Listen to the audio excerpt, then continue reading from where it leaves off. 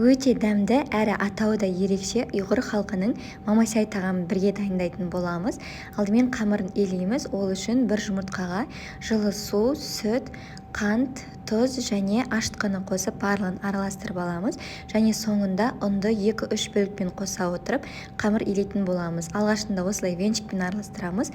Кейін қолымызбен қамыр илеп, және соңында ертілген сары майды қосып, жұмсақ қамыр илеп алатын боламыз. Және осы қамырды көтерілу үшін жарты 1 сағатқа жылы жерге қоямыз. Сол аралықта салмасын дайындаймыз. Ол үшін қызып тұрған майға алдымен етті және одан кейін басқа да көкөністерді қосып, барлығын қуырып аламыз. Көкөністерді алдын ала дәл осылай 4 бұрышты қылып турап алатын боламыз. Барлығын қуырып алғаннан кейін татымына қарай тұз және басқа да дәмдеуіштерді қосамыз.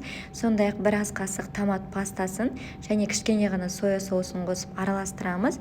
Оның үстіне жылы суды құйып, бір қайнатып аламыз. Қайнағаннан кейін 40 минуттай баяу отта толығымен пісіріп аламыз. Салмасы дайын болғанша біздің қамырымыз көтерілді. Сол қамырды теңге 2 бөлікке бөліп жайып алатын боламыз. Қамырды қатты жұқа қылып жаюдың қажеті жоқ. Орташа қалыңдықта жайып алғаннан кейін дәл осындай домалақ формалар шығарамыз.